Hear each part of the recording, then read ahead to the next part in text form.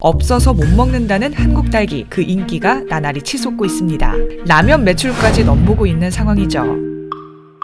여러분, 봄철 과일하면 뭐가 떠오르시나요? 새빨갛고 향긋한 딸기.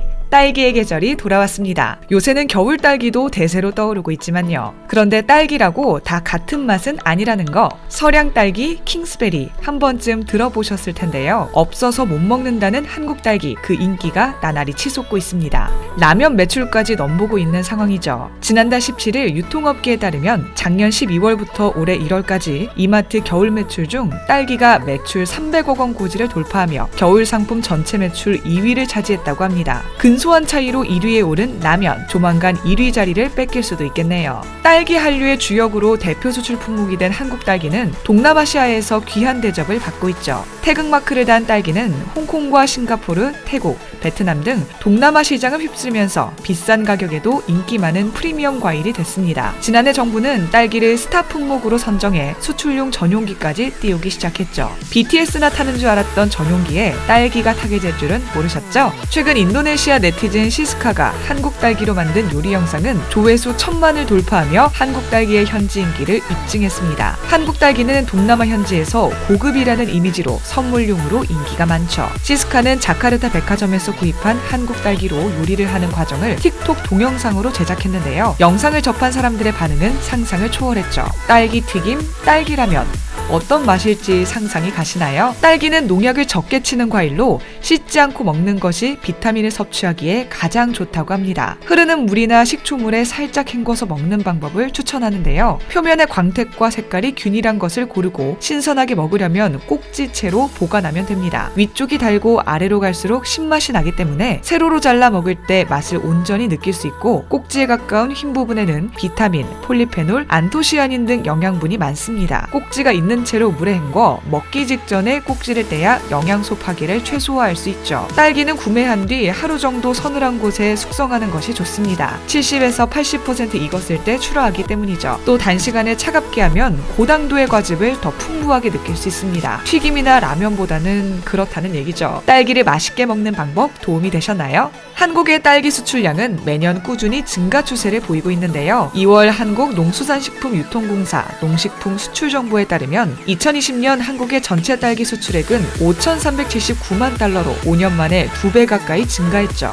한국 딸기는 딸기 재배가 어려운 동남아시아 지역에서 특히 인기가 많은데요. 주요 수출국인 싱가포르와 베트남에서는 한국산 딸기가 현지 시장 내 1위를 차지할 정도입니다. 색깔도 빨갛고 너무 예쁘다. 정말 달고 맛있다. 진짜 크다. 내가 알고 있는 딸기의 맛이 아니다. 한국 딸기를 먹어본 다음부터 다른 딸기는 먹을 수 없게 됐다. NC 다이노스의 외국인 투수 드류 루친스키는 자가격리 중인 동료 웨스 파슨스에게 딸기를 선물하며 남다른 한국 딸기 사랑을 보여줬죠. 나랑 아내 쉐리단이 한국 딸기를 좋아해서 파슨스도 먹어봤으면 했어요. 파슨스 선수 맛있게 드셨겠죠? 이 영상을 보실지 모르겠지만 자가격리 해제도 축하드립니다. 전 세계에서 한국 딸기에 뜨거운 반응을 보이자 일본은 불편한 심기를 드러냈습니다. 2018년 평창 올림픽에서 일본 컬링 여자 대표가 한국 딸기가 깜짝 놀랄 정도로 맛있었다고 칭찬해 화제를 모았는데요. 일본 사이토겐 농림수산상은 한국 딸기 뿌리가 된 것은 일본 품종이다. 일본 딸기를 먹어달라고 당부했죠. 일본 품종이 한국 딸기의 모체가 되었던 건 사실이지만 한국 딸기는 일본 품종과의 연결고리를 끊어내고 딸기 독립을 이뤄냈습니다. 한국 딸기 성공 신화의 신호탄이 된 것이 바로 일본 선수가 극찬했던 서량 딸기입니다. 지난 2006년 일본과의 딸기 로열티 협상이 결렬된 후 서량은 국산 신품종으로 등장해 널리 보급됐죠. 서량은 일본 품종을 교배해 얻긴 했지만 어머니 품종과 구별성을 인정받은 신품종으로 품종 저작권 역시 충청남도가 갖고 있습니다. 서량, 말 그대로 눈 속에서 피어나는 향기로운 딸기라는 의미죠. 순수 국산 토종 딸기인 서량은 2005년 이전까지 육보와 장이 등 일본 품종이 80% 이상을 장악하던 딸기 시장에서 폭발적인 성장을 보였는데요. 2005년 전체의 9.2%에 그쳤던 국산 딸기 재배 면적은 현재 95%를 넘어섰습니다. 한국산 딸기는 이제 일본산과 수출 경쟁을 벌이고 있죠. 논산 육모장에서 개발한 서량은 매향 품종을 개량해 만들어졌는데 병해충에 강하고 과즙이 풍부한 것이 특징입니다. 매향은 수출용 딸기로 수량이 적고 키우기는 어렵지만 맛이 좋고 단단해 저장성이 좋고 장거리 운반에도 적합했죠. 농촌진흥청에 따르면 딸기 품종의 국산화율은 가격은 지난 2012년 74.5%에서 지난해 96%까지 올라서며 일본의 영향을 완전히 벗어났습니다. 국내 시장에서 일본산 딸기는 자취를 감춘 지 오래고 동남아 시장에서는 일본 품종보다 우수한 평가를 받고 있어 일본이 뒤늦게 견제를 시작했죠. 한국이 개발한 매향과 서량, 산타 등의 품종은 중국, 베트남, 호주, 뉴질랜드 등에서 재배되면서 사용료까지 받고 있습니다. 2010년 10월 29일 채택된 나고야의 정서 때문이죠. 나고야의 정서는 다른 나라의 생물 유전자원을 이용할 경우 해당 국가의 사전 통보와 승인을 받고 금전적 이익을 공유해야 한다는 내용으로 글로벌 종자 전쟁의 시작점이 됐죠. 2017년 우리나라에서도 나고야의 정서가 발효되면서 감귤, 마늘, 감자 등의 품종 국산화가 가속화됐는데 최근 한국이 보유한 식물 종자 등 유전자원 수가 일본을 제치고 미국과 인도, 중국, 러시아에 이어 세계 5위를 기록한 사실이 알려졌습니다. 한국이 등록한 유전자원 수는 32만 8천여 개에 달합니다. 농산물 종자 국산화의 속도가 붙으면서 일본 종자에 의존했던 딸기는 개발 15년 만에 역수출을 하게 됐죠. 일본에서 시작한 거니까 일본 딸기를 먹어라? 무시하세요. 그냥 맛있는 걸 먹으면 됩니다. So good. I tried American strawberries. They're different? American strawberries are very big Ah. and lighter color.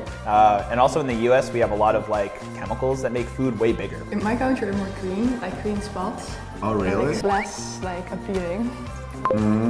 I think in Spain we definitely have similar sized strawberries. They're very red. These are very red. To be honest, in Spain I've seen them. They're less red. They're more lighter in color. I love juicy fruits. I really like it as well. Equal, literally equal. Same brightness, I guess. And it's juicy as hell. Yeah, they're like a bit more sour, I think. But that's because like the weather conditions are not that great for strawberries. I didn't know that strawberries can be sour because they're strawberries. Like for me, they've always been sweet, always. I'm gonna be real, I don't eat strawberries often. Strawberry bruises always gross me out. Like I think it's like, but these are super sweet. These are incredibly sweet and delicious. I agree with the sweetness. The Spanish ones that I've tried definitely more sour. So I would always add sugar to them. But you really don't need to add sugar to these. 1300년대 유럽에서 처음으로 재배되기 시작한 딸기는 중세와 르네상스 시대를 거치면서 종교적 상징이 됐는데요. 딸기는 여신에게 바치는 과일, 성모 마리아를 상징하는 것으로 미술 작품에도 자주 등장하죠.